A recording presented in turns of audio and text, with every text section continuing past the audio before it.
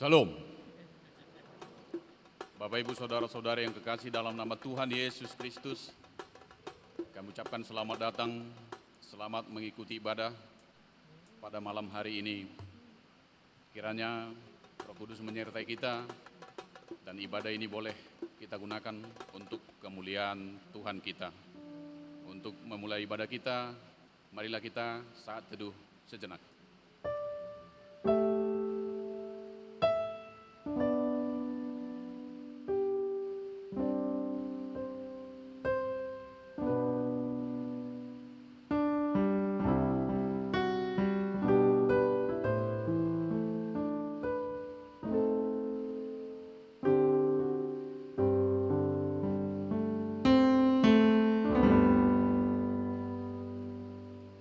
Mari kita angkat pujian dengan bernyanyi dari pelengkap Jemaat nomor 4, kita nyanyikan ayat 1 sampai 2.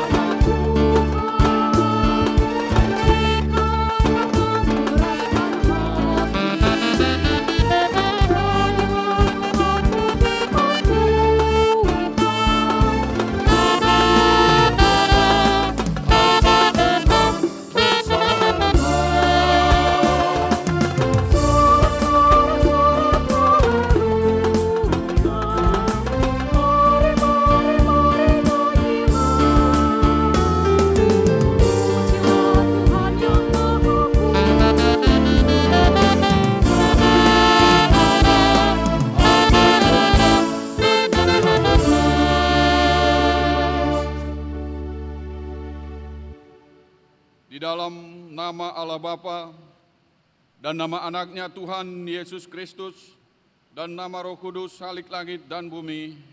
Amin.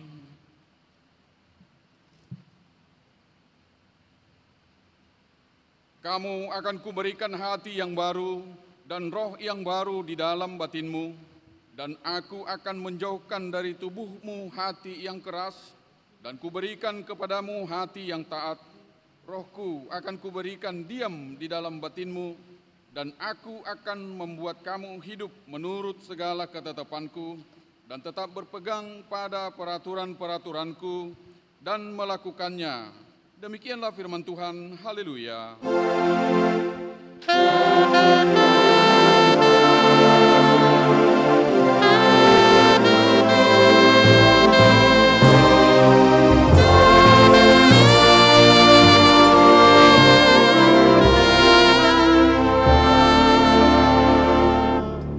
Marilah kita berdoa.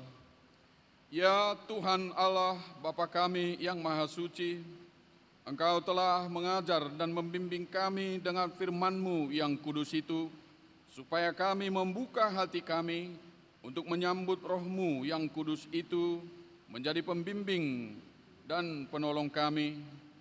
Bukakanlah iman kami kepadamu, supaya kami di dalam sukacita menyediakan hidup kami untuk-Mu.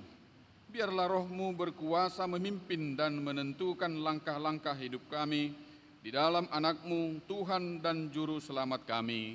Amin.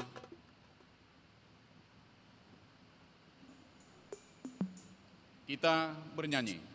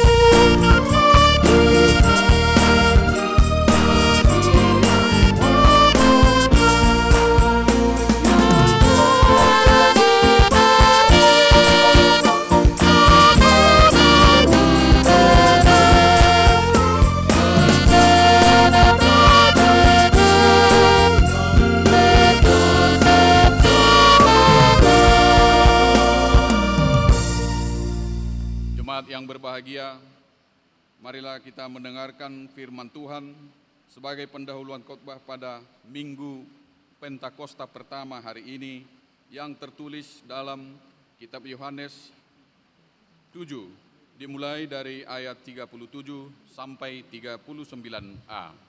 Marilah kita baca secara responsoria. Air sumber hidup, dan pada hari terakhir, yaitu pada puncak perayaan itu, Yesus berdiri dan berseru, "Barang siapa haus, baiklah ia datang kepadaku dan minum.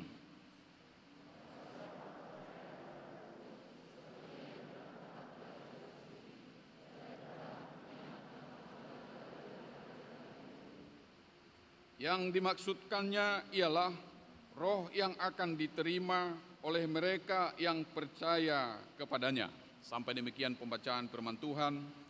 Berbahagialah setiap orang yang mendengar firman Allah, yang menghayati serta mengamalkannya. Amin. Kita bernyanyi dari Kidung Jemaat nomor 235, kita nyanyikan ayat 1 dan 4.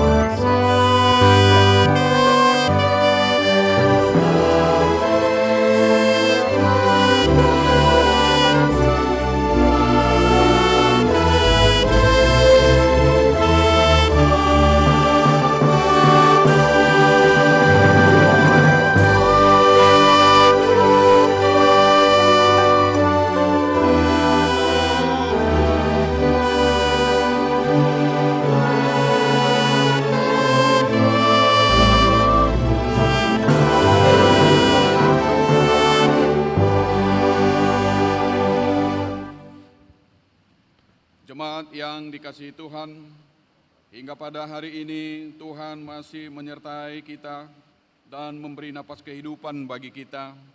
Kalau boleh kita sampai di rumah Tuhan, marilah kita mengingat sejenak segala pemikiran, pembicaraan dan perbuatan kita yang telah mendukakan Tuhan, yang tidak layak di hadapan Tuhan. Dan untuk itu marilah kita datang ke hadapan Tuhan, memohon pengampunan dosa kita.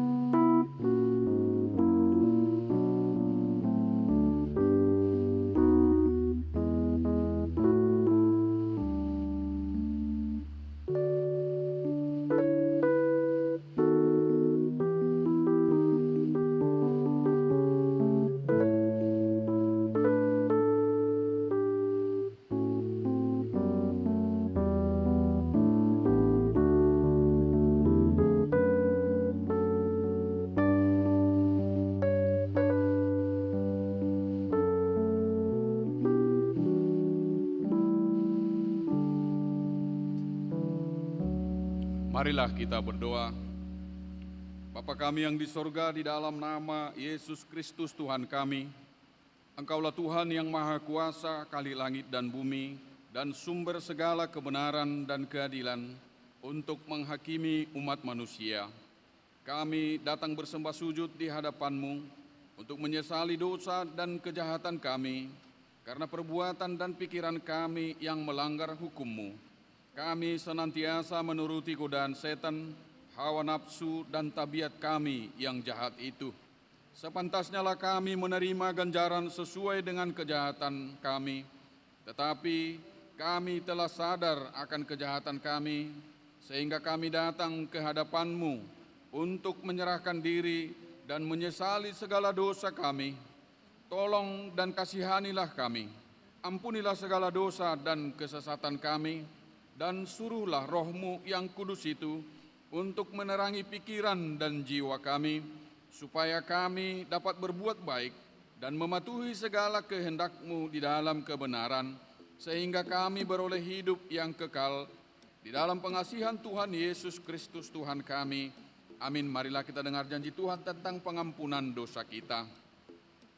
Tuhan adalah penyayang dan pengasih, panjang sabar dan berlimpah-limpah kasih setianya.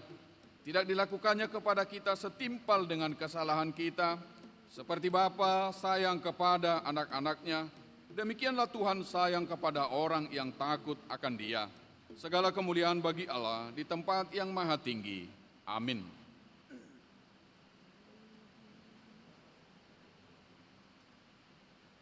Kita bernyanyi dari pelengkap Kidung Jemaat nomor 201, kita nyanyikan ayat 1 sampai 2.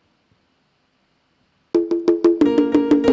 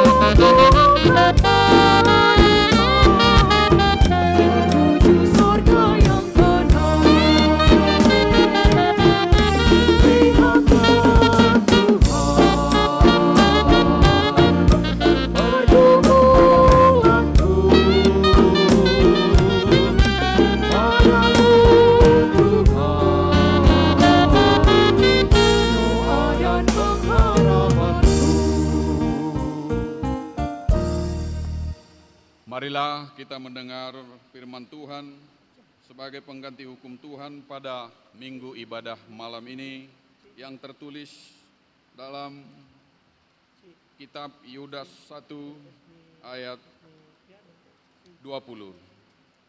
Demikian firman Tuhan. Akan tetapi kamu, saudara-saudaraku yang kekasih, bangunlah dirimu sendiri di atas dasar imanmu yang paling suci dan berdoalah dalam Roh Kudus. Sampai demikian pembacaan firman Tuhan. Marilah kita memohon sama-sama kekuatan daripada Tuhan. Ya Allah Bapa kami, berilah kami kekuatan untuk melakukan yang sesuai dengan firman-Mu. Amin.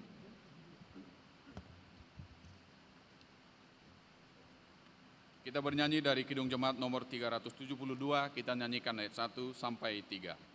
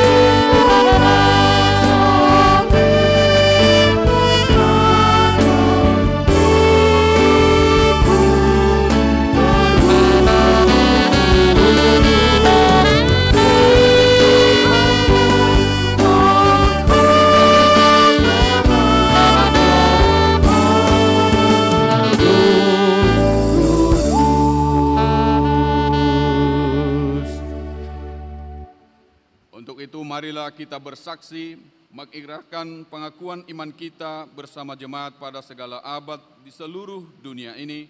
Marilah kita ucapkan bersama.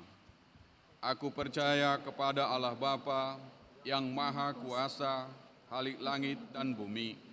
Aku percaya kepada Yesus Kristus, Anaknya yang tunggal Tuhan kita, yang dikandung daripada Roh Kudus, lahir dari anak darah Maria, yang menderita di bawah pemerintahan Pontius Pilatus, disalibkan, mati dan dikuburkan, turun ke dalam kerajaan maut, pada hari yang ketiga, bangkit pula dari antara orang mati, naik ke surga, duduk di sebelah kanan Allah Bapa yang Maha Kuasa, dan akan datang dari sana untuk menghakimi orang yang hidup dan yang mati.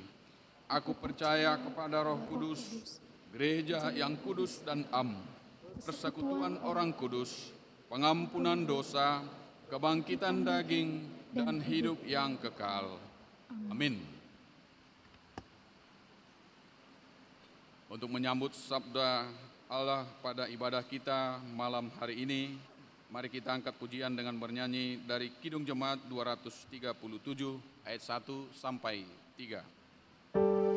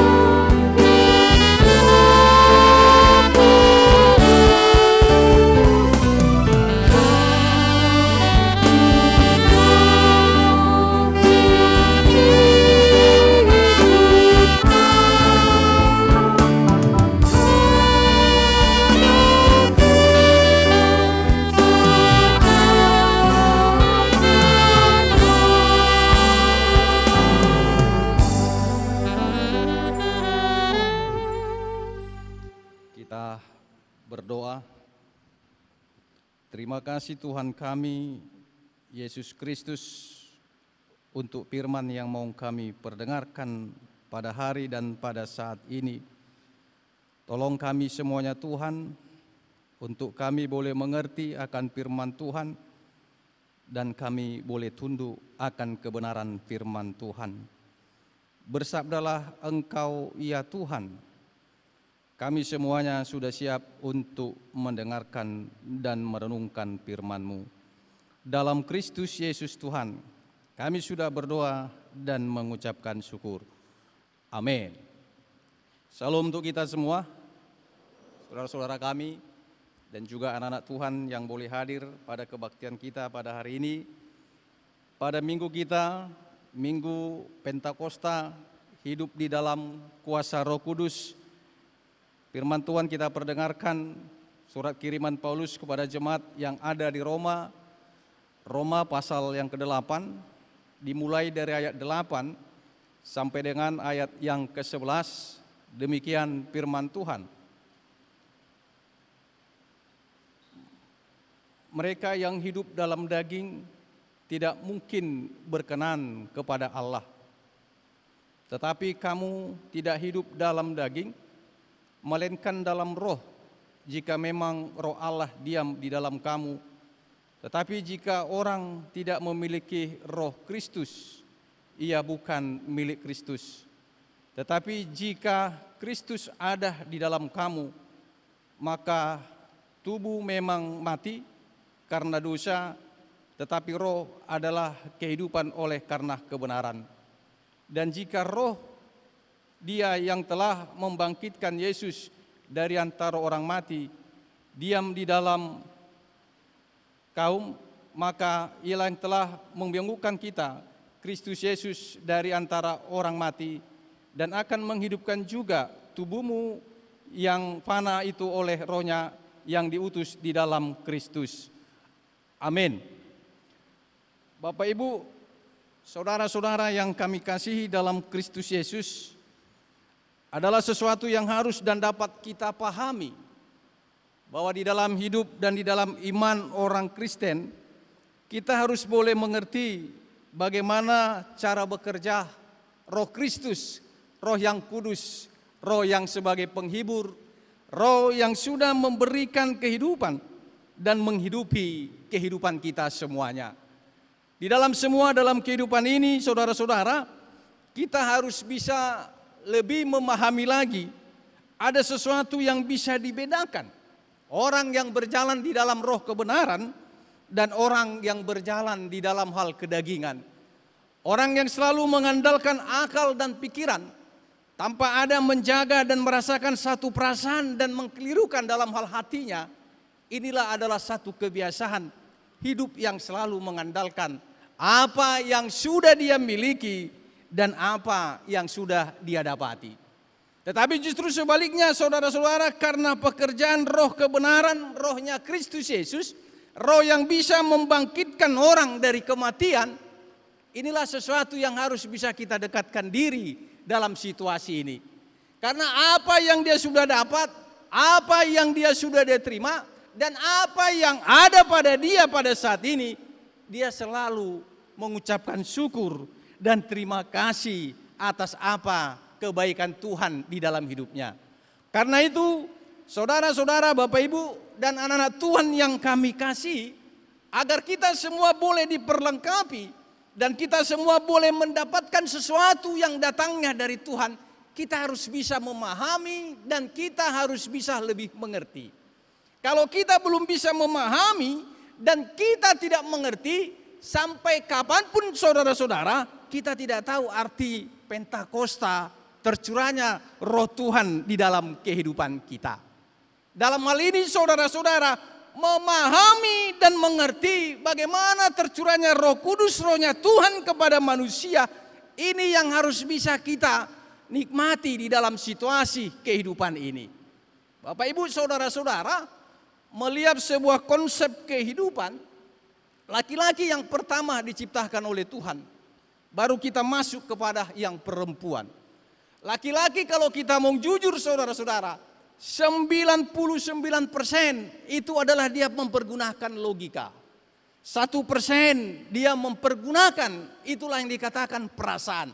Artinya saudara-saudara, belum ada kesempurnaan yang dia dapat di dalam hidup ini. Demikian juga dengan perempuan saudara-saudara. 99% itu adalah perasaannya yang berbicara, dan 1% itu adalah logikanya. Perhatikan cerita ini. Ketika anaknya yang sakit, seorang ibu karena 99% itu adalah perasaan, dia menangis. Dia terus mencucurkan air mata melihat anaknya yang sedang sakit. Tetapi si bapak, si suami laki-laki karena 99% logika, dia pergi untuk dibawa anaknya ke rumah sakit. Karena biar di sana diproses dan dia bisa diobati. 3-4 hari anak ini sembuh. Ketika hendak keluar dari rumah sakit, si bapak menangis. Sehingga ibu bertanya, kenapa bapak menangis? Terlampau mahal biaya rumah sakit ini. Itulah saudara-saudara, logika dan perasaan itu. Artinya saudara-saudara, kesempurnaan itu belum kita dapat. Kesempurnaan itu belum ada pada manusia. Oleh karena logika dan perasaan, dan ini selalu dipakai oleh manusia di dalam menjalankan dan meneruskan hidup ini, saudara-saudara, pentingnya Roh Kudus ada pada kita. Pentingnya hari Pentakosta itu hadir pada kita pada hari ini. Agar di dalam menjalankan hidup ini, saudara-saudara, kita boleh bersandarkan kepada Dia. Kita boleh selalu berharap kepada Dia. Karena dengan roh penghiburan, roh penguatan, roh yang memberikan kehidupan dan bisa menghidupi manusia yang mati saja bisa dibangkitkan. Apa yang harus kita dapat dari sini? Apa yang harus boleh kita pahami di sini? Jadi karena itu saudara-saudara, hidup ini adalah hiduplah di dalam roh kebenaran. Perhatikan seorang perokok, Bapak Ibu dan anak Tuhan. Seorang perokok, kalau dia keluar rumah, dia tidak bawa rokok, tapi dia bawa mancis. Ini orangnya optimis. Karena dia percaya nanti di luar sana pasti jumpa kawan ada rokoknya dan kami sama-sama merokok. Kedua, seorang perokok, dia keluar rumah, dia bawa rokok dan tidak bawa mancis, ini pesimis. Takut nanti rokoknya habis, ada kawan yang memintanya. Tetapi yang ketiga, seorang perokok, dia tidak bawa rokok dan tidak bawa mancis, inilah yang dikatakan pengemis. Saudara-saudara, hidup ini di dalam kebenaran Tuhan. Hidup ini adalah bersandarkan kepada roh Tuhan. Hidup yang di dalam roh adalah hidup yang optimis. Hidup yang percaya akan Pentakosta, tercurahnya roh Tuhan kepada manusia, dia optimis akan hidup ini. Dia tidak akan pernah dihantui dengan jiwa pesimis, dengan rasa ketakutan, penuh kecemasan, mengandalkan akal dan pikiran, bersandar kepada apa yang dia dapat. Inilah pesimis itu. Sehingga dikesampingkan roh Tuhan itu ada padanya. Dia tidak bisa membaca dan merasakan. Dia tidak bisa menikmati dan tidak bisa melihat. Karena pesimisnya lebih besar daripada optimisnya. Karena itu saudara-saudara, optimis itu adalah mengarahkan kita untuk bisa memahami roh kebenaran, rohnya Tuhan, roh kudus itu mengajar semua umat Tuhan berjalanlah dalam sebuah kebenaran itu. Kalau di kami di gereja Metodis, sebelum menjadi pendeta itu istilahnya guru Injil. Mungkin kalau di gereja lain saya kurang paham, kalau di GKPI itu dikatakan vikar. Kalau di HKBP dinamakan capen. Sewaktu saya masih guru Injil, saya dulu pacaran dengan istri saya sekarang. Sehingga dia mengatakan, nanti abang setelah menjadi guru Injil, jadi pendeta lah katanya. Ya, berarti nanti kita pindah-pindah lah katanya. Saya langsung jawab, yang penting hatiku tidak akan pindah dari hatimu. Saudara-saudara, roh kebenaran, rohnya Tuhan, roh kudus itu saudara-saudara adalah menguasai hati dan pikiranmu. Kalau itu bisa Anda kuasai, Anda bisa mengontrol itu, hati dan pikiran itu adalah sesuatu yang tidak dia bisakan. Karena hati ini harus tetap terjaga, hati ini tetap terpelihara, hati ini terfokus atas otoritas Allah yang hidup menghidupkan kita. Oleh karena itu hati dan pikiran adalah sesuatu yang dianugerahkan. Oleh karena minggu ini adalah tercurahnya dan Roh Kudus, ini harus bisa kita jaga. Ini harus bisa kita pelihara. Karena kalau ini saja sudah goyah saudara-saudara, jiwa pesimismu itulah yang lebih menonjol. Jiwa pesimis, ketakutan, kekhawatiranmu, mengandalkan apa yang kau kerjakan, mengandalkan apa yang kau usahakan, itulah yang bisa merusak hatimu. Itulah yang bisa merusak pikiranmu. Tetapi karena optimismu itu, jiwa dan hatimu terpelihara, saudara-saudara, di sini kita harus bisa memahami kuasa Roh Kudus itu adalah sangat luar biasa. Tidak ada yang bisa menandingi dan tidak ada satupun siapa saja yang berupaya mengganggu kita. Seorang menteri pernah berkunjung ke dalam sebuah kabupaten. Disambut oleh bupati di dalam penyambutan menteri ke daerah, bagaimana dia memimpin di kabupaten. Malam harinya Bapak Ibu saudara-saudara dibikin acara hiburan, bentuk penyambutan seorang menteri. MC memanggil penyanyi yang pertama. Penyanyi yang pertama orangnya cantik, tapi suaranya jelek. Ketika selesai bernyanyi saudara-saudara, tak ada satupun orang yang memberikan tepuk tangan. MC memanggil penyanyi kedua. Suaranya bagus, tapi orangnya jelek. Ketika selesai bernyanyi, tak ada pun yang tepuk tangan pada waktu itu. Penyanyi ketiga sudah orangnya jelek, gemuk lagi, hitam lagi, suaranya tak bagus lagi. Tetapi ketika selesai bernyanyi, semua orang tepuk tangan. Pak Menteri heran dan bertanya kepada Pak Bupati, sejelek ini orang kok tepuk tangan katanya. Sejelek ini orang kok gembira katanya. Bupati katakan, itu istri saya Pak Menteri katanya. Sehingga Menteri mau tepuk tangan saudara-saudara. Cerita ini saudara-saudara, marwah seorang bupati melekat kepada istrinya. Marwahnya itu saudara-saudara sampai kepada istrinya. Persoalan bagi kita adalah marwah kita sebagai anak Tuhan, marwah kita segambar dan serupa dengan Dia, marwah kita yang sudah menerima kuasa Roh Kudus di dalam hidupmu. Apakah itu tercermin kepada kita? Apakah itu bisa melekat kepada wajahmu? Apakah itu bisa melekat kepada moralmu? Apakah itu bisa melekat dengan segala bentuk perilakumu? Sehingga dengan apa yang kamu gambarkan, apa yang kamu tampilkan, marwah Kristus itu adakah enggak melekat? Adakah itu merupakan satu bagian pekerjaan Roh Kudus yang menyatakan kebenaran hidup yang bersandar kepada Tuhan? Adakah itu sesuatu penghibur bagi dirimu? Atau sebaliknya, adakah itu bentuk berupa kekecewaan? Saya seorang pendeta. Saya pernah menghadiri pesta di Wisma. Kalau di Medan ini 5 detik atau 5 menit saja terlambat dari waktu, kita sulit untuk parkir mobil. Saya pernah lakukan itu. Sekali 2 kali saya lihat nggak ada parkir. Kedua, tidak juga ada parkir. Ketiga Bapak Ibu, saya diarahkan juru parkir untuk memasukkan mobil saya karena ada yang baru keluar. Atrek Pak, atrek, kiri, kanan, balas. Tertabrak yang di belakang. Keluar saya dari pintu tukang parkir marah-marah. Bapak bagaimana ini? Saya suruh balas, Bapak tidak balas. Apa saya katakan? Saya pendeta Pak, saya tidak boleh membalas. Marwah saya sebagai pendeta melekat dalam status saya sebagai hamba Tuhan dan pelayan di dalam gereja. Pekerjaan Roh Kudus ada pada saya. Saya dikuasai hati dan pemikiran saya. Saya tidak terpancing dengan apa yang dikatakan juru parkir. Karena marwah saya adalah hamba Tuhan. Marwah saya adalah sebagai anak Tuhan. Saya harus bisa menguasai semuanya. Pekerjaan Roh Kudus yang bertindak, yang mengerahkan, yang menundukkan semua pada kita. Sehingga saudara-saudara di mana saja tampilan kita harus bisa menunjukkan ada Tuhan dalam hidup kita. Ada sesuatu yang kita dapat dari Dia. Ada sesuatu gambar dan rupa yang boleh kita tampilkan kepada semua orang. Sehingga itu saudara-saudara, ada istilah anak kos sekarang. Rambut sama hitam tapi sampo berbeda. Itu adalah sesuatu menunjukkan kepada kita saudara-saudara.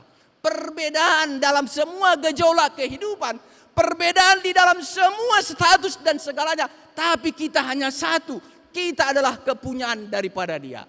Oleh karena itu saudara-saudara, Roh Kudus Pentakosta pada hari ini merekomendasi kita sebagai anak Tuhan, generasi bangsa dan negara, sebagai orang tua pendamping di dalam hidup anak muda. Saudara-saudara, kita harus bisa memahami dan mengerti sebuah kehidupan ini.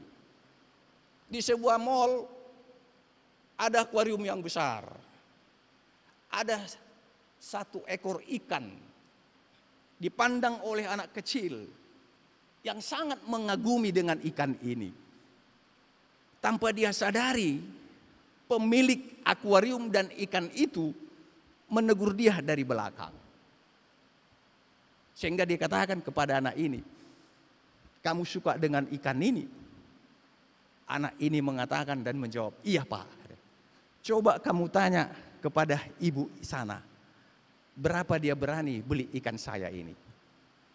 Dia pergi, Bapak Ibu, saudara-saudara. Si ibu katakan, "Saya mau berani ikan itu 50.000. Disuruh lagi, "Coba kau ke sana. Coba tanya ke sana, berapa dia berani beli ikan saya?" Dia pergi saudara. Dia pulang. Dia tanya, berapa dia mau? Dia mau 50 juta. "Coba kau pergi yang ke ujung sana. Berapa dia mau beli ikan saya ini?" Pulang dia katakan, "Yang di sana Pak mau 500 juta. Saudara-saudara, orang yang memahami dan mengerti ikan itu harganya adalah 500 juta. Tetapi ketika tidak memahami dan mengerti akan ikan itu, 50.000 dia berani tawar. Bahkan 50 juta dia berani tawar. Saudara-saudara, pemahaman kita di sini adalah mengerti dan memahami sebuah pentingnya Roh Kudus itu pada kita. Kita boleh dibungkus di dalam sesuatu hidup kekristenan. Kita boleh dibungkus di dalam hal hidup dalam iman yang selalu bersandarkan kepada Tuhan. Kita selalu hidup yang dalam arti saudara-saudara berdampak kepada semua orang. Kita boleh meneruskan sisa-sisa kehidupan ini yang berguna kepada siapa saja. Dan kita boleh hidup teristimewa, bisa menyenangkan hati Tuhan. Memahami dan mengerti sebuah Pentakosta yang kita rayakan, kesenangan bagi kita, sesuatu yang boleh kita dapat. Saudara-saudara, kita boleh belajar pada saat ini. Perhatikan seorang pemabuk, saya mohon maaf kalau saya contohkan. Sebelum dia mabuk, sebelum dia minum alkohol, dia tidak tahu berkata-kata. Bahkan dia tidak tahu untuk bernyanyi. Tetapi karena dia sudah dipengaruhi alkohol dan mabuk 5 bahkan sampai 5 gelas atau 5 botol, dia pintar berkata-kata. Bahkan dia pintar bernyanyi. Saudara-saudara, dampaknya dalam hal apa yang dia lakukan meminum secara duniawi, dia bisa berubah. Segala sesuatu dia bisa lakukan. Segala sesuatu dia bisa nyanyikan. Tetapi ketika kesadaran itu, rasa alkohol itu tidak ada, dia kembali ke laptop. Dia kembali ke jong. Polos, sederhana, dan tak tahu apa-apa. Tetapi yang mau kami katakan di sini, saudara-saudara, mengartikan sebuah Roh Kudus, mengartikan sebuah pekerjaan Roh di dalam hidupmu, memahami dan mengerti sesuatu pekerjaan Tuhan, memahami dan mengerti bahwa Tuhan sebenarnya sangat memerlukan dan memakai kita. Jadi tak perlu lagi kita, saudara-saudara, berkuak-kuak, bertobatlah, kerajaan Allah sudah dekat. Percayalah kepada Yesus bahwa Dia adalah baik, bahwa sesungguhnya Dia adalah menolong hidupmu. Tidak perlu. Yang perlu bagaimana orang bisa memahami sebuah bentuk kerajaan surga itu. Orang bisa memahami bahwa anak-anak Tuhan itu adalah seperti ini. Orang bisa mengerti pengikut Yesus itu adalah sopan dan santun. Orang bisa lebih menyederhanakan pekerjaan Roh itu adalah mensetarakan hidup kita apa yang menjadi bagian kita. Mengerti dan memahami sebuah konsep Pentakosta kita pada hari ini mengarahkan dalam sebuah satu tujuan, menunjukkan kepada satu masalah dan bisa menuntaskan tanpa ada sesuatu yang tersakiti, terselubung dalam suatu bungkus titik yang paling parah. Tetapi Di dalam semuanya itu Tuhan ada bersama dengan kita. Saudara-saudara, anak-anak Tuhan yang kami kasihi, Anda mungkin 80% hidup dalam hal berjuang di sebuah kota tempat yang baru, jauh dari orang tua. Tapi sebelum Anda mengalami itu, kami sendiri juga pernah mengalami itu. Saya sendiri juga sudah menerima itu. Bagaimana kalau sudah di tanggal sekian kita sangat hidup berkesusahan, sampai-sampai sampo pun kita buka agar bisa kita pergunakan, sampai-sampai Pepsodent-Deliden sampai pakai korek-korek untuk bisa kita pergunakan, menantikan sebuah kiriman dari kampung halaman.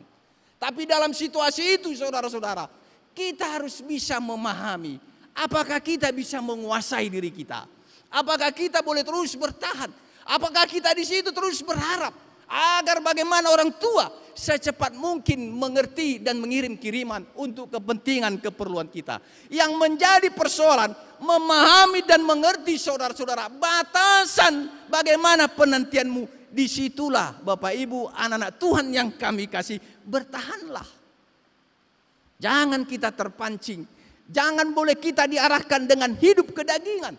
Jangan kita mau dipaksakan untuk mengerti akan dunia ini. Tetapi arahkanlah daging dan hidup ini kepada Tuhan. Arahkanlah dunia ini bisa memahami kuasa dan pekerjaan Tuhan.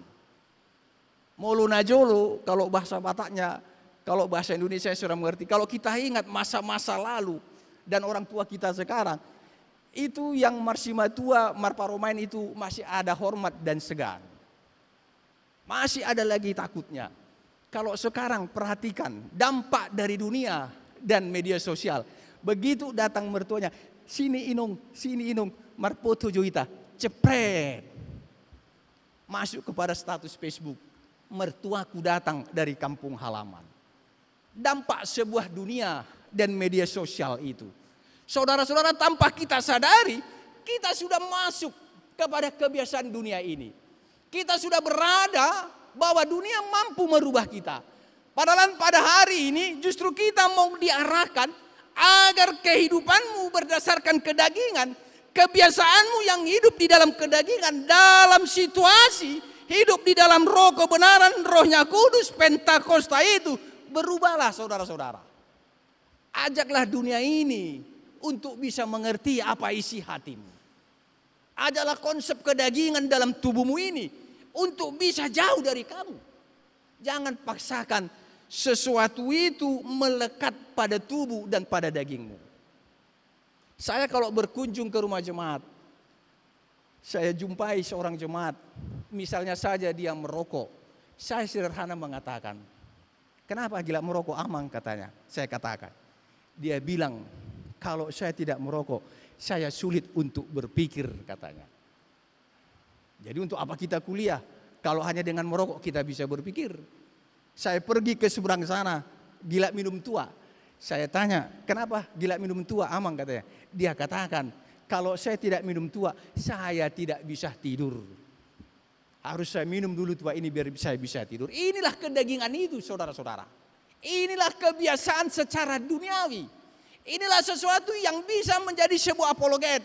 Seakan-akan kita harus mengerti dan memahami. Padahal tanpa kita sadari itu adalah merusak bagian daripada organ tubuh, ciptaan yang benar yang diberikan Tuhan kepada kita. Merusak secara pikiran dan mental, merusak secara kedagingan tanpa kita sadari saudara-saudara. Dunia sudah merdeka pada saat itu. Dunia sudah menyatakan kemerdekaan pada kita. Bapak Ibu anak-anak Tuhan yang kami kasih dalam Kristus Yesus.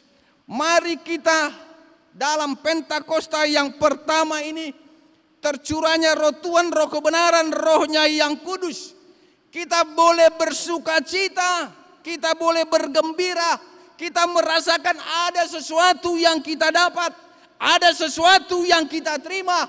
Di dalam datangnya roh kebenaran, rohnya Kristus Pentakosta itu, hiduplah di dalam berkelimpahan akan kemenangan Kristus bagi kita. Hiduplah di dalam sebuah sukacita walaupun di sana sini banyak masalah. Persoalan bagi kita mengerti dan memahamilah kita di situ. Mengerti dan memahami sebuah pentingnya menjauhkan hidup dari kedagingan. Mengerti dan memahami sejauh pentingnya membuang kebiasaan secara duniawi. Tetapi biarlah saudara-saudara anak-anak Tuhan, orang tua yang kami kasih, Pentakosta pada hari ini, kemuliaan bagi Tuhan ada pada kita. Semua yang ada dan dapat kita rasakan adalah menggambarkan bagaimana kita hidup di dalam semuanya. Pentakosta, sukacita bagi kita. Saya tadi pagi jam 7 pelayanan di gereja GPIB di Jalan Diponegoro. Karena kami tinggal di daerah Lauci, mau tidak mau kami harus jam 6 berangkat agar bisa sampai setengah 7 persiapan untuk pelayanan jam 7.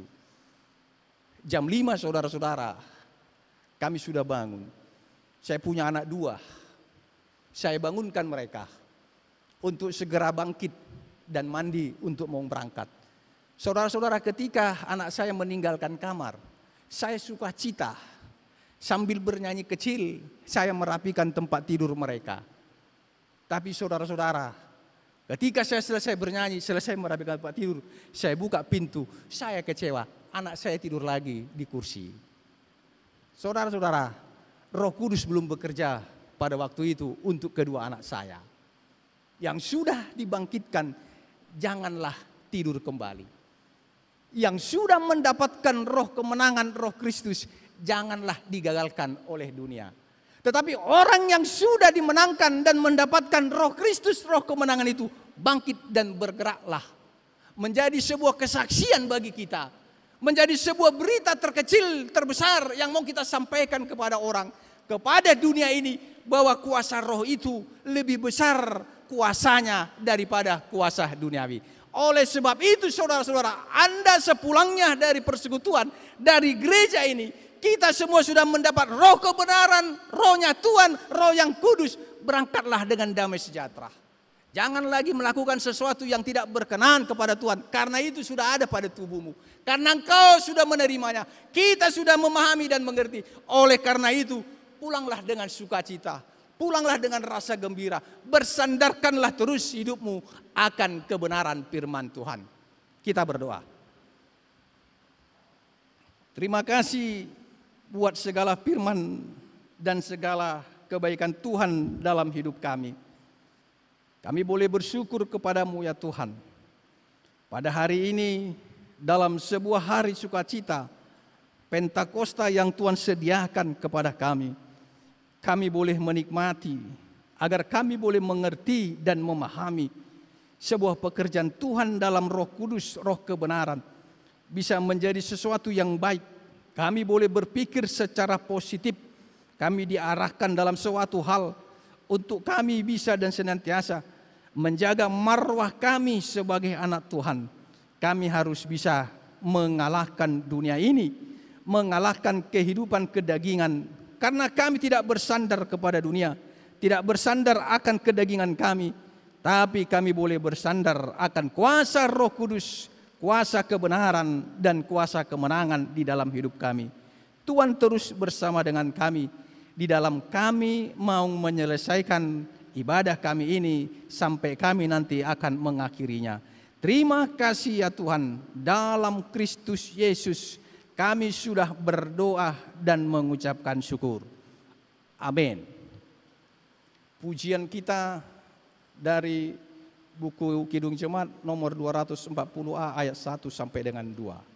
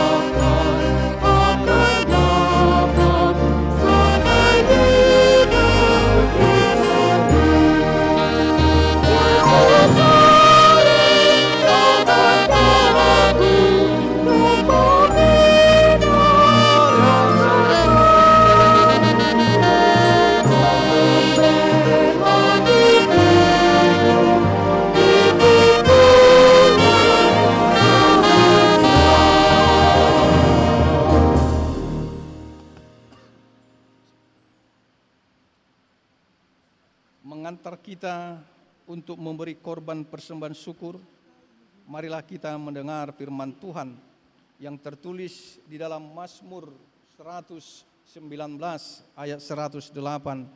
Demikian firman Tuhan. Kiranya persembahan sukarela yang berupa puji-pujian berkenan kepadamu ya Tuhan, dan ajarkanlah hukum-hukum-Mu kepadaku. Amin.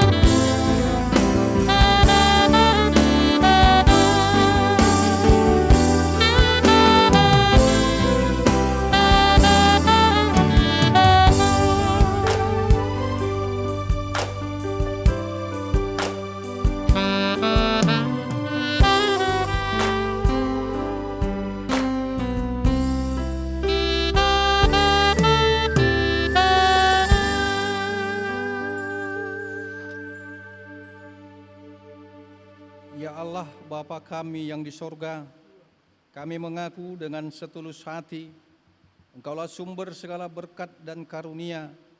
Di sini kami memberikan persembahan syukur kami kepadamu. Terimalah persembahan umat-Mu dan berkatilah menjadi alat kesaksian, persekutuan dan pelayanan jemaat-Mu ini.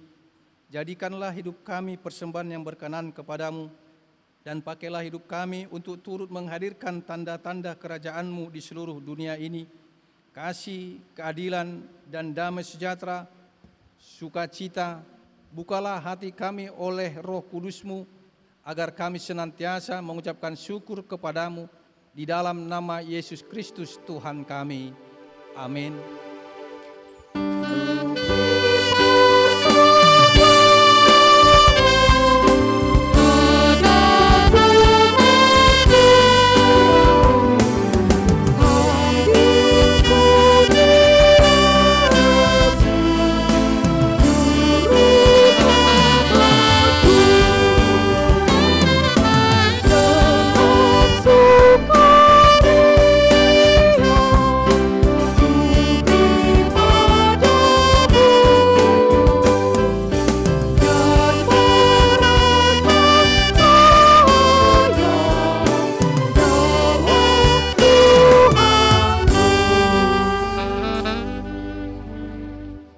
Bapa kami yang di sorga, dikuduskanlah namamu, datanglah kerajaan-Mu, jadilah kehendak-Mu di bumi seperti di sorga. Berikanlah kami pada hari ini makanan kami yang secukupnya, dan ampunilah kami akan kesalahan kami, seperti kami juga mengampuni orang yang bersalah kepada kami. Dan janganlah membawa kami ke dalam pencobaan, tetapi lepaskanlah kami dari yang jahat.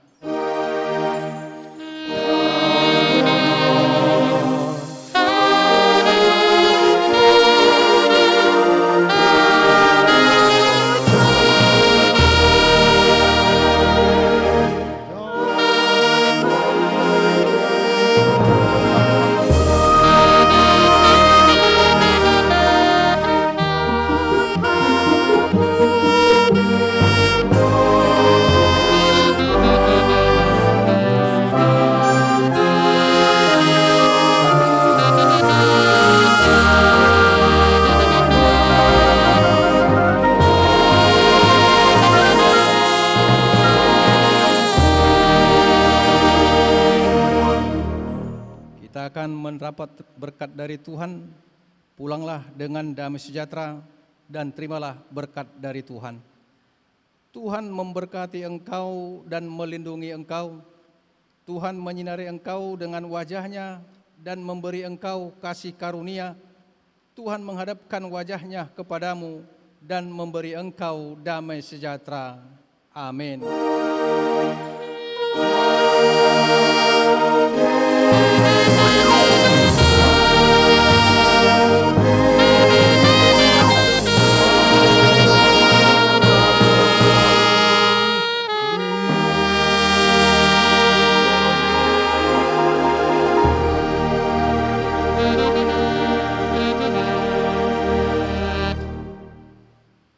Amin. Salam untuk kita semuanya. Salam.